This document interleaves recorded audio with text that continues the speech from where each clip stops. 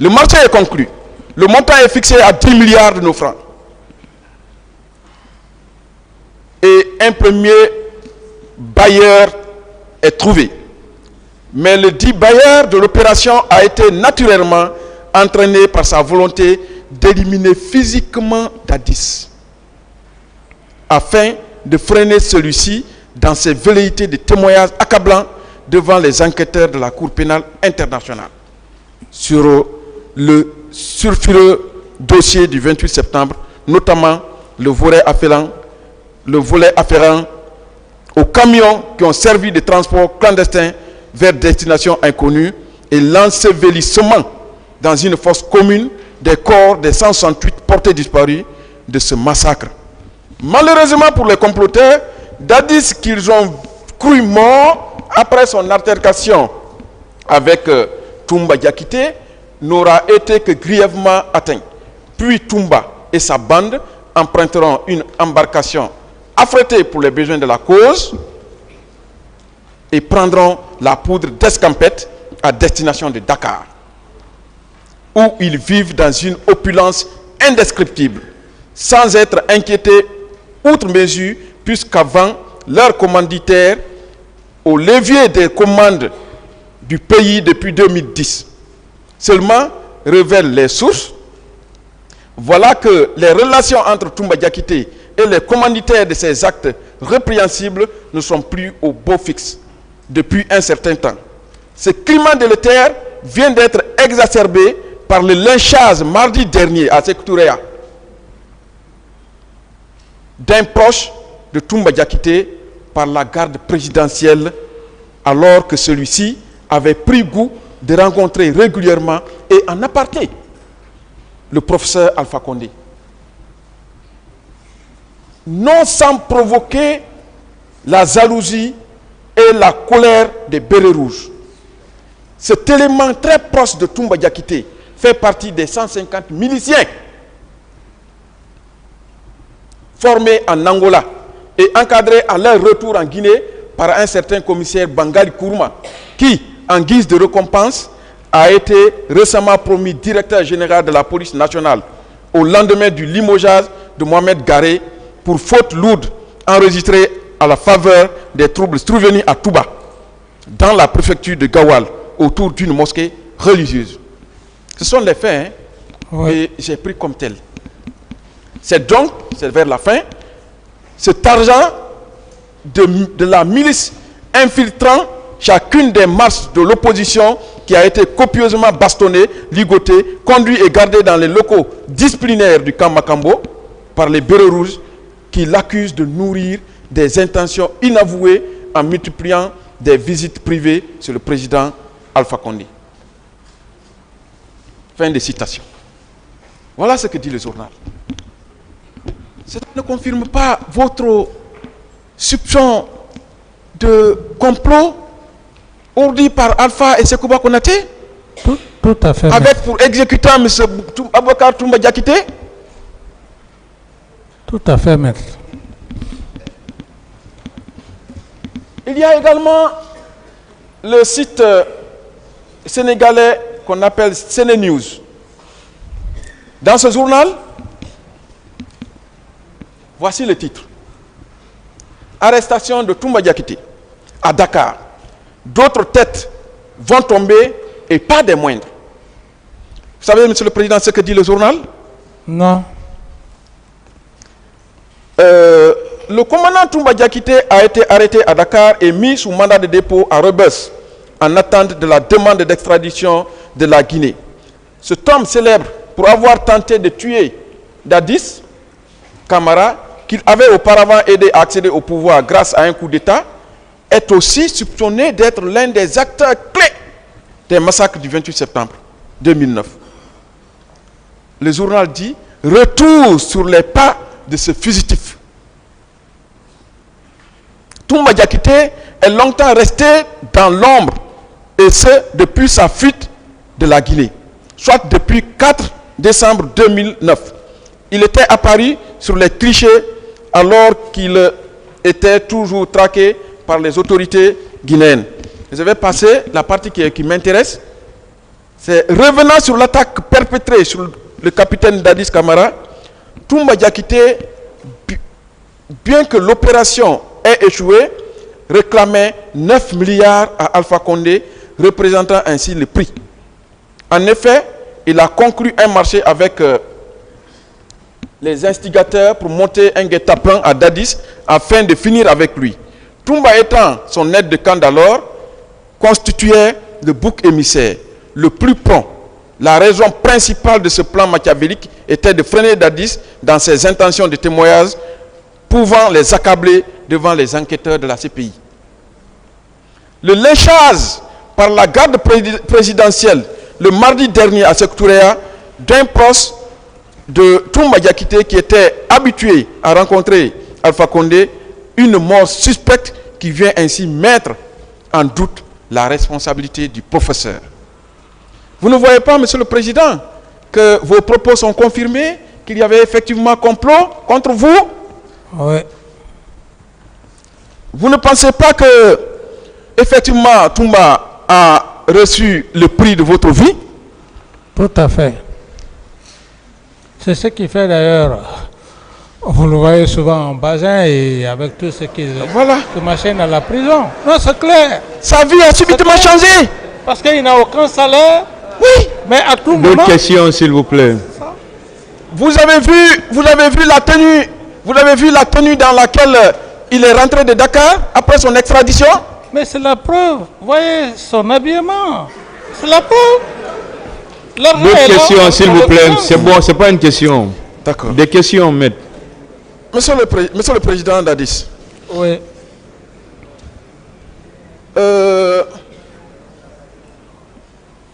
Platon a défini la corruption. Il dit, c'est le prix du silence de sa conscience. Ne pensez-vous pas que le silence de Toumba sur les événements du 28 septembre et même du 3 décembre constitue la preuve de l'achat de sa conscience par ce montant de 9 milliards, de 10 milliards? Tout à fait. Et jusqu'à maintenant, il perçoit régulièrement de fortes sommes. Ce que vous ne saviez pas. Le peu de jours que j'ai eu à faire à la maison centrale, mais tout le monde sait. Il faut se dire la vérité. Oui. D'autres questions? Mon capitaine, j'allais oublier parce que c'est toujours la même logique, mais ça va revenir. On va avancer. Voilà. Est-ce que vous pouvez nous parler de Aïcha Ulimo?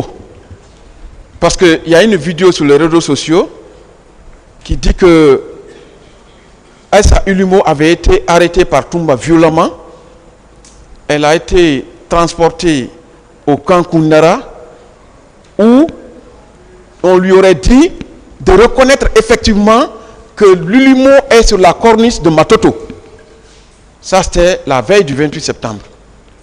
Cette vidéo est là, elle est virale sur les réseaux sociaux. Quelle est la question? Je veux savoir, quels étaient vos rapports avec cette dame Aïcha Ulimo? Non, Aïcha Ulimo, le nom Ulimo, je n'avais pas de relation avec une certaine Aïcha Ulimo. D'accord. D'accord, donc on va passer.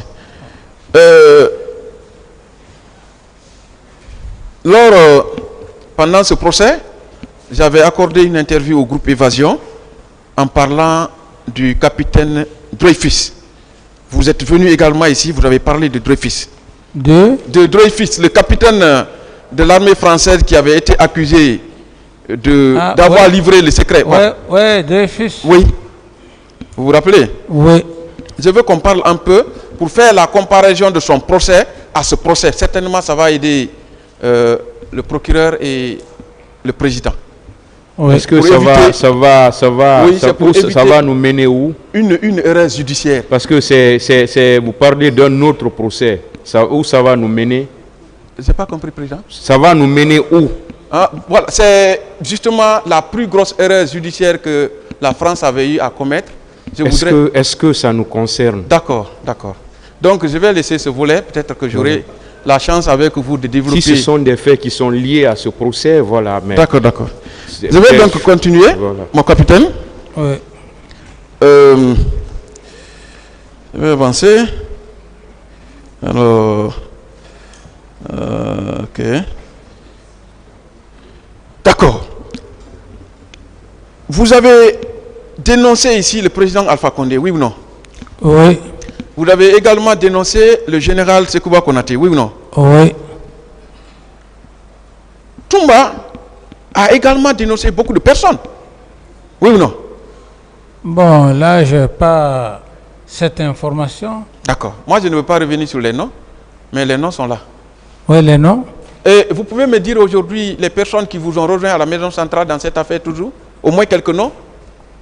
Non, bah, moi, est-ce que vous citez quelques noms, si je peux avoir... voilà, pour avoir, si j'ai bonne mémoire, je peux les... Bon, je connais quand même le colonel Bienvenu Lama, il est là-bas, non? Le colonel? Bienvenu Lama. Il est à la maison centrale, oui ou non? Oui, c'est maintenant, c'est quand il est venu... Non, justement, je veux qu'on les cite. Si au moins vous vous efforciez à dire au moins le nom de quelques personnes qui sont venues après la déclaration de Toumba, ça me mettrait très bien à l'aise. Ok, ça viendra, on va évoluer maintenant. D'accord. Est-ce que vous ne pensez pas que c'est une justice à double vitesse à travers ces interpellations et ces placements en détention illégale? Je n'ai pas bien compris, maître. Ces détentions illégales, ne pensez-vous pas que c'est une justice à double vitesse? Par rapport à qui? Aux personnes que vous avez dénoncées, qui ne sont jamais inquiétées, et aux personnes que Toumba a dénoncées et qui sont traquées. Oui, tout à fait, tout à fait. Vous avez vu Thomas? Parce que ce jugement, on ne pouvait pas le faire, puisque l'acteur lui-même, on ne pouvait pas le juger, il allait dénoncer. C'est comme je suis devant le président, si je fais une situation, mais je dévoile, et tout le peuple allait le savoir, ça allait être une révolte. C'est pourquoi il n'a jamais été inculpé. N'a jamais été inculpé. C'est bon. On va parler du 3 décembre. Ce jour-là, où était le commandant Joseph Makambo quand vous quittiez le camp pour le camp Kounara? Vous vous rappelez? Je crois qu'il était parti se reposer. Parce que généralement, je travaillais la nuit. Comment il vous a alors rejoint? Parce que on lui a appelé pour dire que le président est sorti. Il a dit où? Ils ont dit en direction de Koundara. Et donc, sachant la gravité, il a pris sa moto. C'est les informations que j'ai reçues. Et il est venu effectivement à Koundara. Vraiment, c'est déplorable, maître. Oui. D'accord. Ça veut dire qu'il vous a trouvé sur la route du camp Koundara. Oui. N'est-ce pas? Oui. Et chose, vous connaissez Thomas? Oui. Thomas Touaro. Oui. Il est à la maison centrale, non? Oui. Sur dénonciation de Toumba Diakité. Ici. Oui. Toumba a dit que c'est Thomas qui a tué votre chauffeur Sankara. Bon, comme cela m'a trouvé en évacuation. Oui. Ce jour-là, le 3 décembre, est-ce que Thomas également était avec vous? Le 3 décembre. Le matin d'abord, avant le matin. Le matin, je n'ai pas bien remarqué, mais c'est quand on a tiré sur moi que eux tous se sont venus. Est-ce que M. Thomas était avec vous? C'est ce qu'il veut savoir. Ce jour, 3 décembre. Au moment où vous alliez au camp, au camp Koundara, est-ce que Thomas était avec vous? Non, non. Vous l'avez vu à quelle heure? C'est après avoir tiré sur moi au camp Alpha Ea, lorsqu'on m'a transporté pour faire un contrôle scanner au niveau de Ambroise Paré. C'est en ce moment, eux tous ils sont venus. Parce qu'ils ont appris la nouvelle. Ok. Et il était environ quelle heure? Pratiquement, je crois que c'était aux environs de 18h ou 19h, quelque chose comme ça. Je ne me situe pas exactement. D'accord. Est-ce que c'est avec lui, de là, vous êtes rentrés tous ensemble au camp Alpha Yaya, avant votre déplacement pour le Maroc? Oui, c'est eux qui m'ont accompagné. À l'aéroport? Oui, à l'aéroport. Vous savez pourquoi je vous pose cette question? Ouais.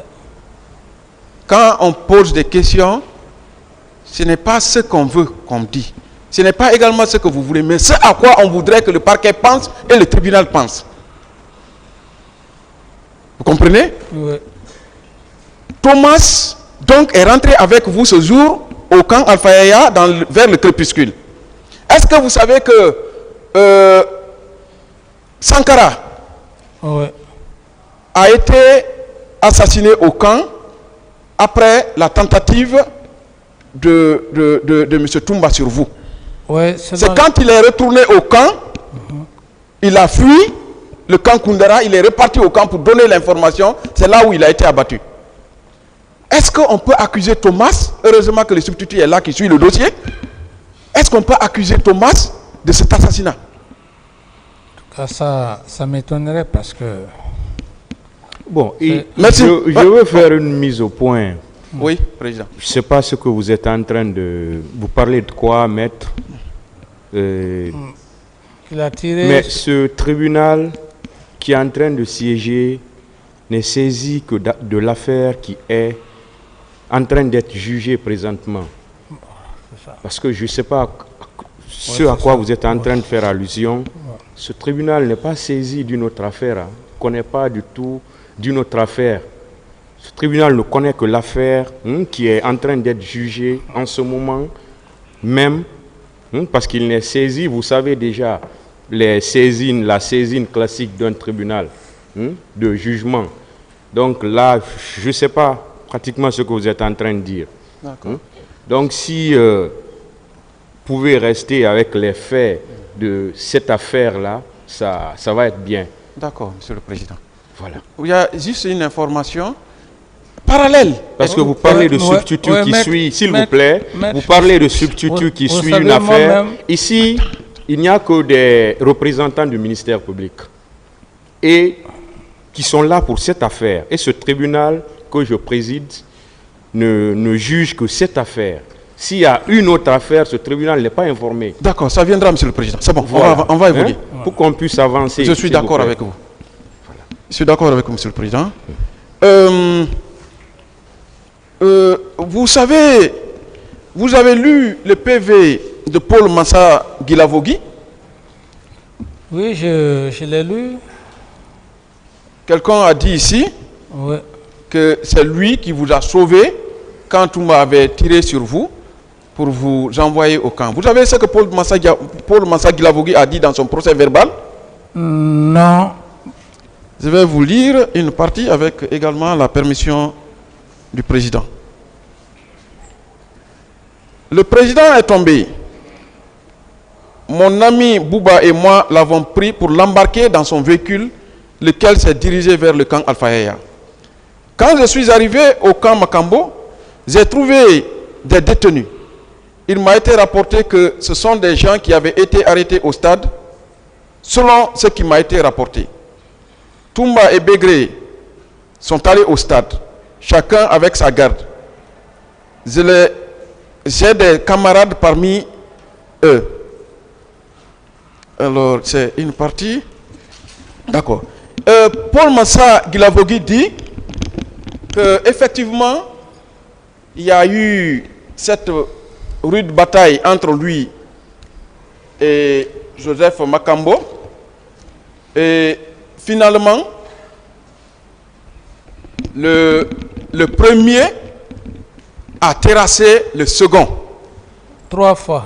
3 fois. Oui. Ah, vous avez lu? Je l'ai lu, oui. Le premier a terrassé le second 3 fois. Oui. C'est-à-dire Makambo a terrassé. Laissez-le finir, il va poser la question. Allez-y vite, maître, pour poser la question. D'accord. Le premier a terrassé le second 3 fois. Ça veut dire que Makambo a terrassé Toumba 3 fois. Oui, maître. Ouais, attendez la question, M. Camara.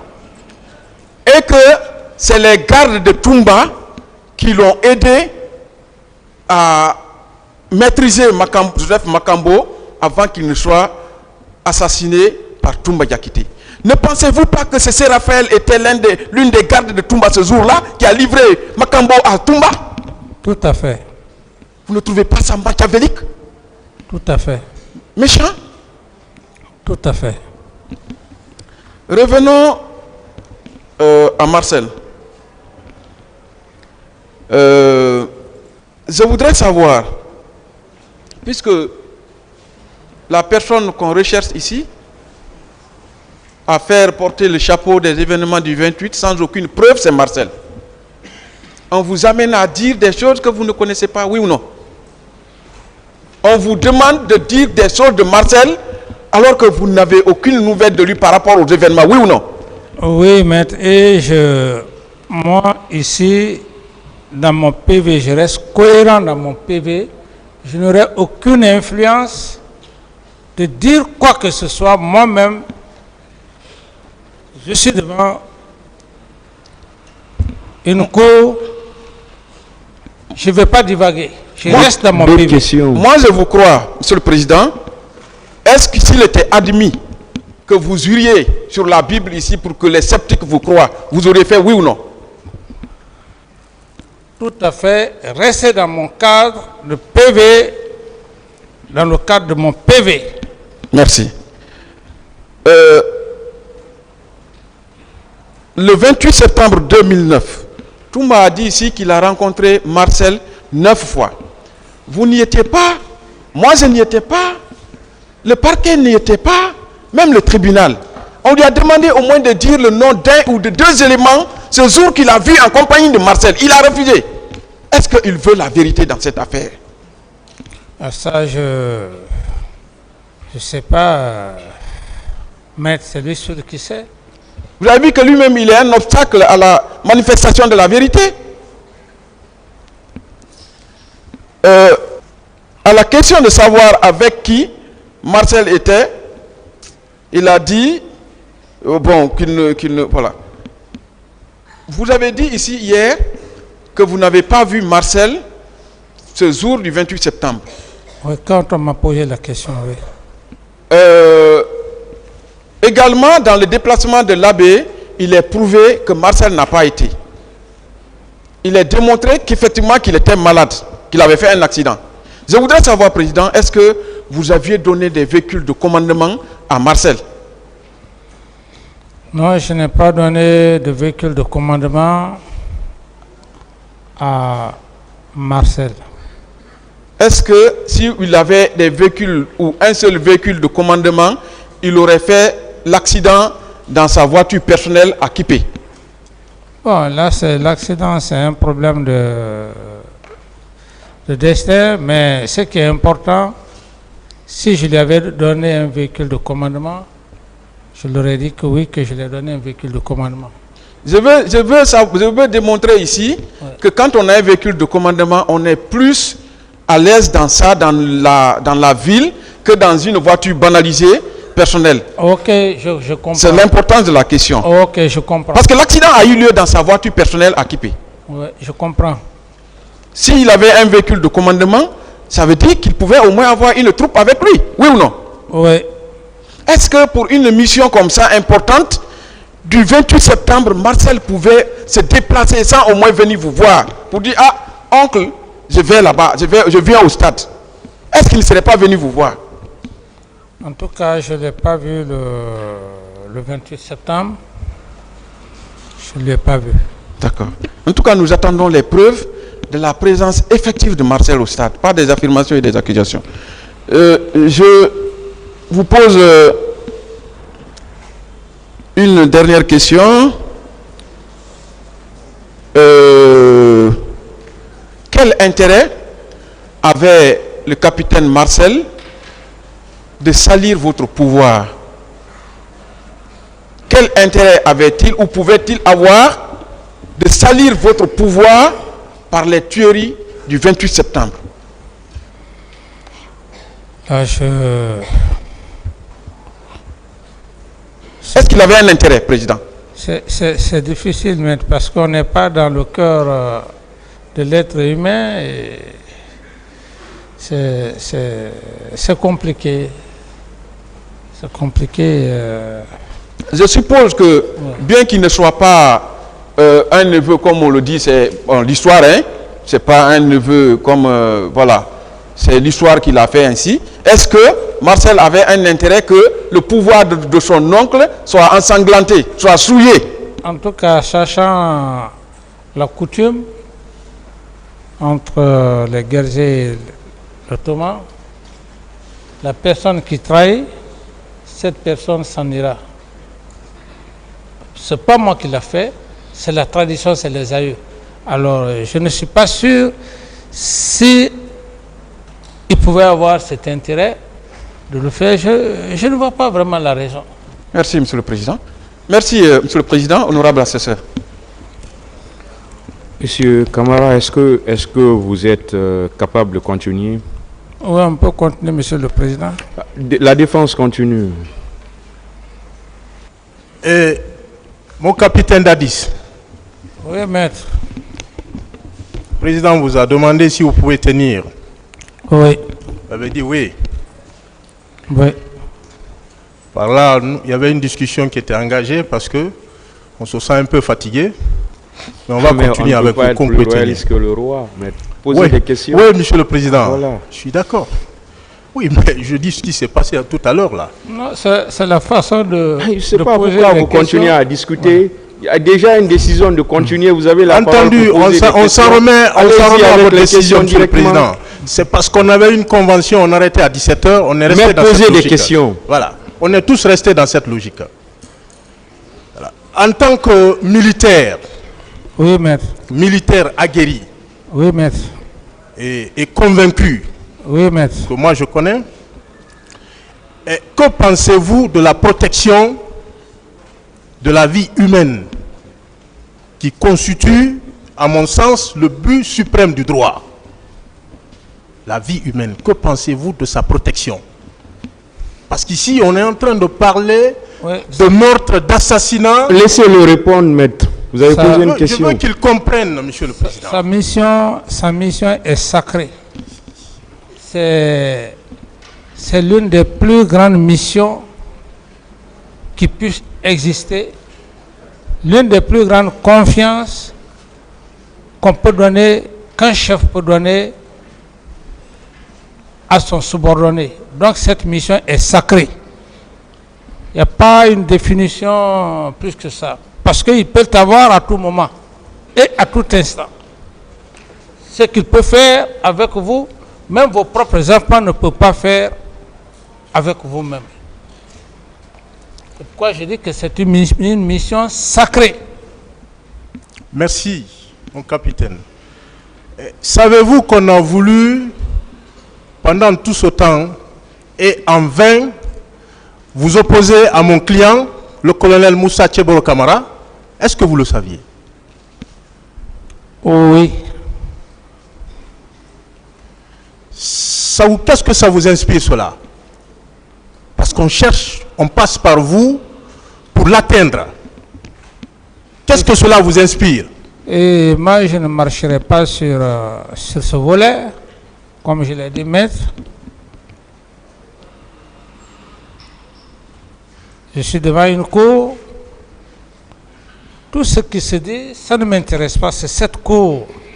Mon PV, ma part de vérité, c'est ce que cette cour a besoin. Qu'on essaye de m'opposer à Paul ou à Pierre,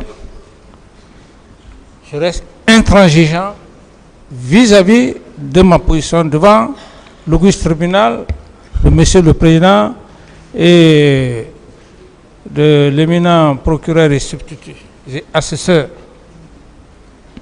Merci. Est-ce que vous pensez un seul instant que ce monsieur digne de confiance, je veux parler de colonel Moussa Tchebolo Camara, est-ce que vous pensez un seul instant que ce monsieur que vous avez longtemps pratiqué puisse tirer à bout portant sur un manifestant? Est-ce que vous pouvez penser un seul instant? Non, je ne crois pas. Et en plus, Colonel Tibro, ce qui me plaît à lui, je l'ai pratiqué. Il est sincère, il est honnête. À un moment donné, quand il veut te dire la vérité, il prend la clé, il vient, il dit voilà ma clé, je dépose, prenez un décret, enlevez-moi, mais ce qu'il y a, c'est ça. C'est ça sa qualité.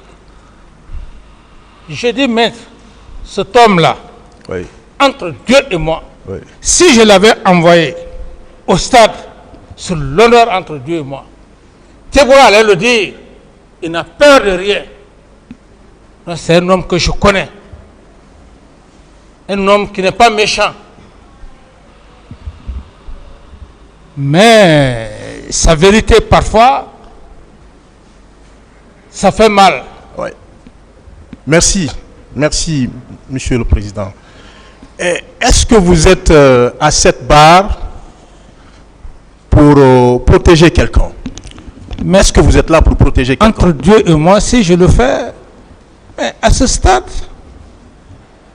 ce ne sont que mes compagnons d'armes. Je n'ai aucun intérêt de protéger.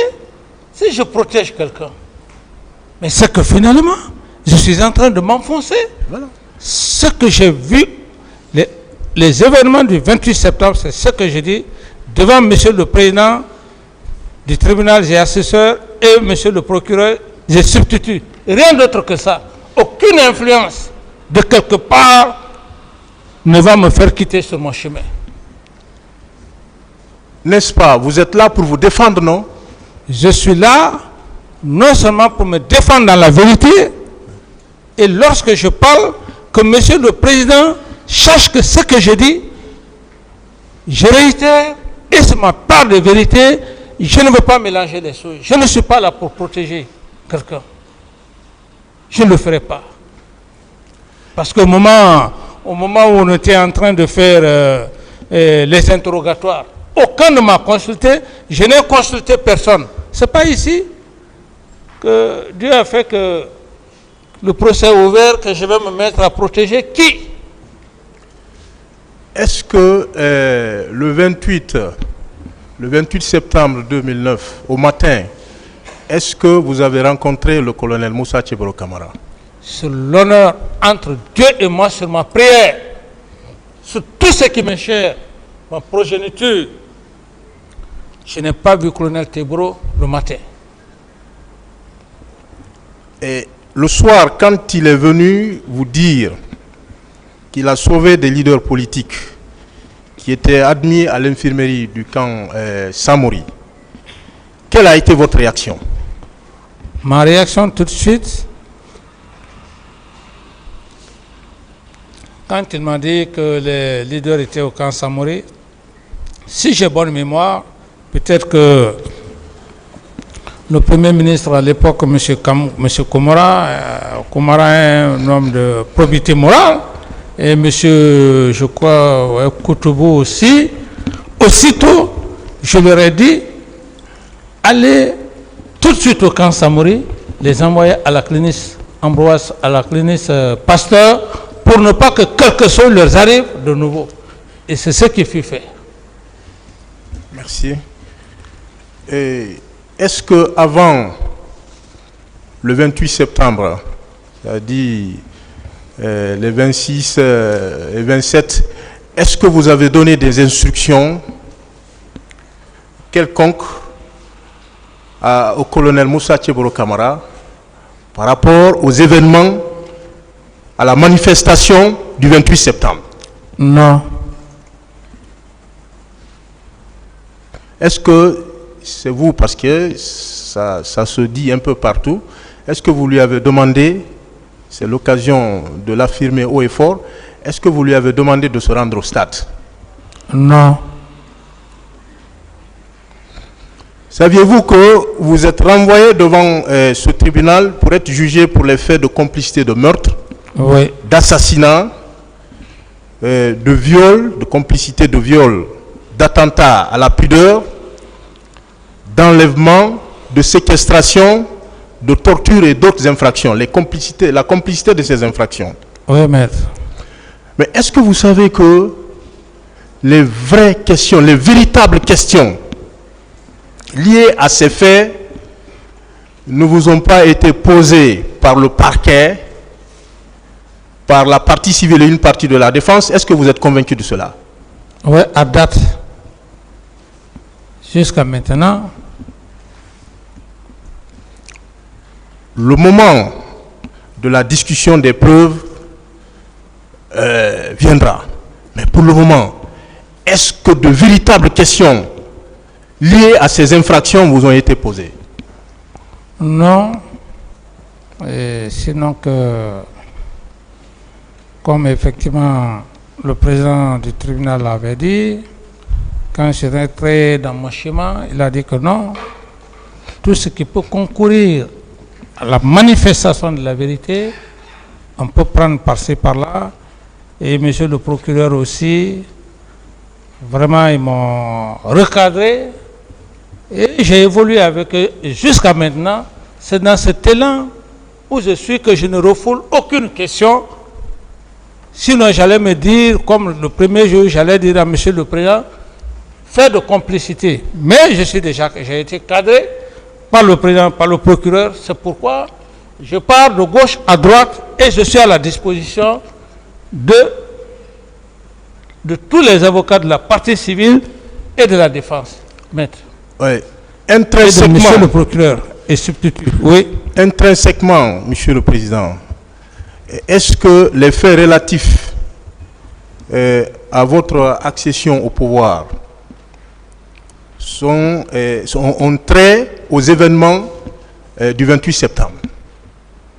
C'est-à-dire reposer sur... Les faits qui remontent à votre accession à la prise du pouvoir, est-ce que ces faits-là ont un lien avec les événements du 28 septembre? Ces faits n'ont aucun lien, mais ce que je voudrais juste que vous sachiez, maître, vous savez, en matière de défense, moi j'ai des avocats, comme tant d'autres. Alors, ce sont des stratégies. Lorsqu'on est en perte de vitesse, il faut faire une forme pyramidale à quelque part pour embrouiller non seulement ceux qui sont devant vous et avoir l'opinion des gens. C'est ce qui s'est passé, maître. Sinon, rien d'autre que ça. Non, par rapport à Toumba, voilà. C'est la stratégie. Elle est même sur des liens, sur des fibres religieuses, communautaires. D'autres questions? Merci, monsieur le président. Quand on dit que vous étiez commandant en chef des forces armées, est-ce que cela signifie que vous aviez donné des instructions particulières à Toumba et à ses hommes d'hommes Begré de se rendre au stade pour y commettre des atrocités? Est-ce que c'est ce que cela veut dire quand on dit commandant en chef? Est-ce que c'est ce que cela veut dire? C'est pas ce que cela veut dire, maître. Je n'ai jamais donné des ordres à M. Aboubakar Sidiki Diakité, alias Toumba. Il a reconnu devant M. le Président, devant le procureur. C'est le plus important pour moi. Tout le reste, les divagations, je ne cherche pas autre chose. C'est ça, maître. Ceux qui veulent extrapoler d'une manière, c'est leur problème. Moi... D'autres questions? Le fait qu'il soit sorti sans votre autorisation, il a trouvé des voies et moyens, qu'il était allé vous chercher au stade. Voilà, quelqu'un qui va vous chercher du matin jusqu'aux environs de 19h et qui est chargé de votre sécurité personnelle. Est-ce qu'on peut dire, vous concernant, qu'il y a eu des légèretés de votre part? Non, mais pas de légèreté. Vous savez ce qui trompe les êtres humains? Ils pensent, il y a des êtres humains qui pensent qu'ils sont plus intelligents que les autres. Mais ce tribunal, on ne peut pas être plus intelligent que ces hommes qui sont là, par rapport même à sa sortie. Par rapport à sa sortie. C'est pourquoi, maître, j'ai dit et je réitère, même si c'est le plus grand avocat qui vient de la planète Mars, devant cet auguste tribunal, il n'y a pas ce langage. Il n'y a pas ce langage. Il n'y a pas ce langage pénal qui puisse convaincre. Il n'y en a pas. D'autres questions? Moi, je suis convaincu, hein. Je suis convaincu, vraiment, Monsieur le Président. Et d'autant plus que, est-ce que quelqu'un s'est présenté dans cette affaire pour dire qu'il a reçu des instructions de capitaine Dadis Camara de blesser, de violer, de torturer, d'enlever ou de tuer des personnes? Est-ce que quelqu'un l'a déclaré une fois dans cette affaire? Personne, maître. Personne ne l'a fait, personne ne l'a dit, mais je suis en train de me sacrifier et respecter la justice pour les faits. Je l'accepte. À date d'aujourd'hui, il n'y a personne, mais je ne suis pas pressé. D'autres questions? Précédemment, Monsieur le Président du tribunal vous a demandé les dispositions que vous avez prises lorsque vous avez été empêché d'aller au stade. Est-ce que vous pouvez repréciser cette partie? Oui, maître. Vous avez été empêché d'aller au stade, les dispositions que vous avez prises. Oui, maître, comme vous êtes un homme respectable, la façon dont vous posez la question, sinon j'aurais déjà dit que j'ai fini de répondre, mais je suis tenu obligé parce que le respect, quand on veut se respecter, il faut respecter les autres. Merci. Le respect appelle le respect. Entendu. C'est pour cette raison, sinon je vous aurais dit, maître, j'ai déjà répondu, mais je ne peux pas le faire. Oui. Parce que vous jouez un rôle, même si l'avocat, même si l'accusé ne veut pas parler, il est tenu obligé de parler. C'est comme quand je parlais de monsieur le procureur, je n'ai pas besoin de me faire apprécier par monsieur le procureur. Quand il prend la parole, on sent qu'il est sage. Répondez à la question, monsieur Camara. Le président a posé la question de savoir, au moment où vous étiez prêt à aller au stade, j'ai dit à monsieur le président que oui, j'étais prêt à aller au stade, mais j'ai été dissuadé par les hommes qui étaient autour de moi, y compris M. Toumba. Ils m'ont fait rentrer au bureau. Depuis que je suis rentré dans ce bureau, je ne suis plus ressorti jusqu'au moment où ils m'ont donné des informations comme quoi le même Toumba qui m'a dissuadé se trouvait au stade et qu'il y a eu des morts. Et la suite. Lorsque Feu Joseph Makambo est venu vous dire que, pour rester dans la suite logique des événements, est venu vous dire que la manifestation a dégénéré. À cet instant précis, les violences étaient en cours ou c'était pratiquement terminé? Non, les violences n'étaient pas en cours, maître. Oui. Les violences n'étaient pas en cours. La façon dont il m'a parlé... C'était terminé. Voilà, j'avais eu le sentiment, peut-être que je me trompais aussi, parce que ça peut arriver.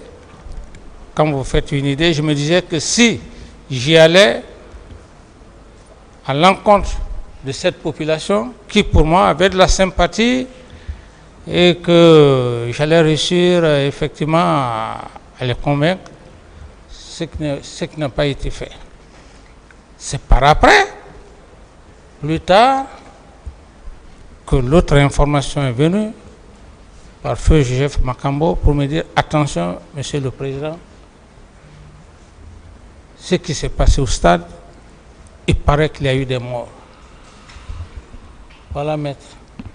Merci. Et lorsque vous aviez été informé que des bérets rouges de la garde présidentielle dont le commandant Toumba, se sont rendus au stade. Cette attitude de Toumba ne vous a rien dit? Cette attitude m'a juste fait comprendre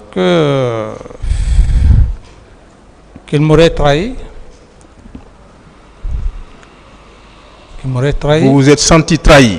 Je me suis senti trahi, c'est même dans mon PV, je me suis senti trahi. Oui.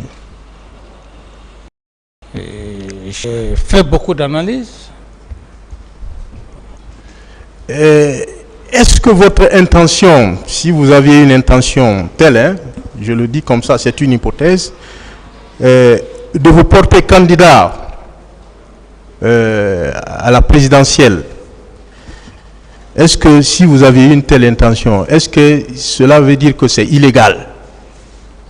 Bon, pour une question de probité morale, j'allais être gêné moralement, mais c'est pas interdit. Mais je n'aurais pas respecté ma parole d'honneur, parce que c'est la parole d'honneur qui fait d'un homme un homme d'honneur digne. Bien que je pouvais le faire, et comme on peut le faire, hein, une question de probité morale. Oui. Mais une question d'éthique, voilà, c'est quand même légitime. Oui, parce qu'il faut être très conscient, oui, avec sa conscience. Oui. Quelles étaient les motivations réelles de votre visite à l'Abbé? Parce que là aussi, il y a trop de rumeurs sur ça. Oui, maître, contrairement aux rumeurs, comme je vous l'ai dit, vous savez, maître, il y a une chose dans la vie que les gens ne comprennent pas. Lorsqu'un homme qui t'a enseigné, même si tu es président, c'est un mythe qui est entre vous. Ce fut le cas de mon ex-directeur des études, Prosper Ba. J'estime même que Maître Amidou peut le connaître parce qu'il a fait la même fac. Alors c'est grâce à cet homme, quand il est venu, j'ai pris le pouvoir qu'il est venu, avec quelques charges de la capitale, je les ai remerciés par rapport à ce que leur fils a eu à faire pour moi et pour ma promotion. C'est ainsi qu'ils en ont profité de l'occasion de m'inviter au Fouta. Et donc, la motivation réelle qui m'a poussé à aller, je voudrais donner cette image de l'équilibrisme ethnique et comme président et pour toutes les communautés. Sinon, il était de mon devoir de dire que je vais aller saluer mes parents en forêt. Mais j'ai dit que non, je vais au Fouta, je veux prouver aux Guinéens que quand on est président de toutes les communautés. Voilà ces deux motivations. Est-ce que ces motifs ont un lien avec une campagne électorale quelconque? Bon, vous savez, maître, c'est difficile, l'instrumentalisation, hein, et les gens peuvent mettre ça sur autre angle. Sinon, les deux motifs réels, c'est du côté de M. Prosper Ba et du côté de l'unité nationale, de l'équilibrisme. C'est les deux motivations. Sinon, ce n'était pas un problème de campagne. Et même quand je suis allé au Fouta, dans mon discours même, j'ai dit que je me rends compte que le Fouta, il est pour tout le monde. L'accueil chaleureux que j'ai eu, alors tout ça, ça m'a prouvé que si ce ne sont pas les intellectuels ou les hommes politiques qui opposent les communautés. Monsieur le procureur ici présent a soutenu dans cette salle que ce sont vos hommes qui sont responsables des violences survenues au stade du 28 septembre, le 28 septembre 2009, Mais pour ma part, il n'est pas parvenu à démontrer l'aide ou l'assistance que vous auriez apportée à ces hommes. Qu'en pensez-vous? Il ne l'a pas démontré. Qu'en pensez-vous? Oui, maître, vous savez, monsieur le procureur est dans son droit, parce que c'est l'empereur des poursuites. Lorsqu'il dit que ce sont mes hommes, il ne l'a pas dit au hasard. J'ai un de mes hommes qui a été à l'enceinte du stade, qui est mon aide de camp, et que les leaders même ont témoigné qu'à sa rentrée qu'il y a eu des tirs. Donc, si monsieur le procureur le dit, il a raison. Mais, puisque la responsabilité pénale est individuelle, elle n'est pas collective, alors c'est sur ce temps-là que je vois. Vous voulez dire qu'il n'a pas apporté des preuves pour indiquer que vous avez donné des instructions à Toumba d'aller au stade? Oui, parce que, maître, vous savez, le procureur général ne peut pas inventer des preuves parce que les faits sont têtus depuis le procès jusqu'à maintenant. Les instructions, la personne au départ que tout le monde parlait a affirmé devant le président, devant le procureur. À part ça, aucun élément du box n'est encore venu parler de complicité, d'ordre. Tous ceux qui ont passé, personne n'a dit. Le président d'alors m'a donné des instructions. Donc, le procureur, dans cette logique. Merci.